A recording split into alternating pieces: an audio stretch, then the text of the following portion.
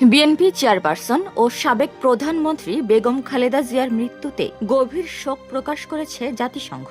মঙ্গলবার ঢাকার জাতিসংঘ কার্যালয় থেকে পাঠানো এক শোক বার্তায় বলা হয়, এই দুঃখজনক সময়ে খালেদা জিয়ার পরিবার ও স্বজনদের প্রতি গভীর সমবেদনা জানাচ্ছে জাতিসংঘ।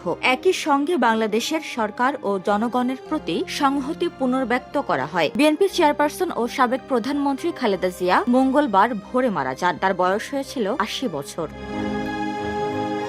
খালেদা জিয়ার মৃত্যুতে শোক জানিয়েছে যুক্তরাষ্ট্র। ঢাকার মার্কিন দূতাবাস এক বার্তায় বলছে, তিনি বাংলাদেশের আধুনিক ইতিহাস গঠনে গুরুত্বপূর্ণ ভূমিকা রেখেছেন এবং দেশের উন্নয়ন ও অগ্রগতিতে তার নেতৃত্ব বিশেষ অবদান রেখেছে। চীনের প্রধানমন্ত্রী লি কিয়াং শোক বার্তায় বলেন, খালেদা জিয়া ছিলেন বাংলাদেশের একজন বর্ষিয়ান রাজনীতিবিদ ও চীনের পুরনো বন্ধু। তার প্রধানমন্ত্রিত্বকালে চীন বাংলাদেশ সম্পর্ক উল্লেখযোগ্যভাবে এগিয়ে যায়।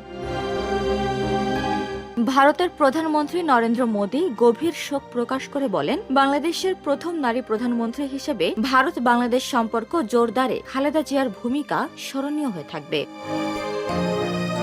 পাকিস্তানের প্রেসিডেন্ট আসিফ আলী জারদারি ও প্রধানমন্ত্রী শাহবাজ শরীফ পৃথক বার্তায় খালেদা জিয়ার মৃত্যুতে শোক জানান। তারা তার নেতৃত্ব ও ত্যাগের কথা স্মরণ করে শোকের এই সময়ে বাংলাদেশের জনগণের পাশে থাকার কথা জানান।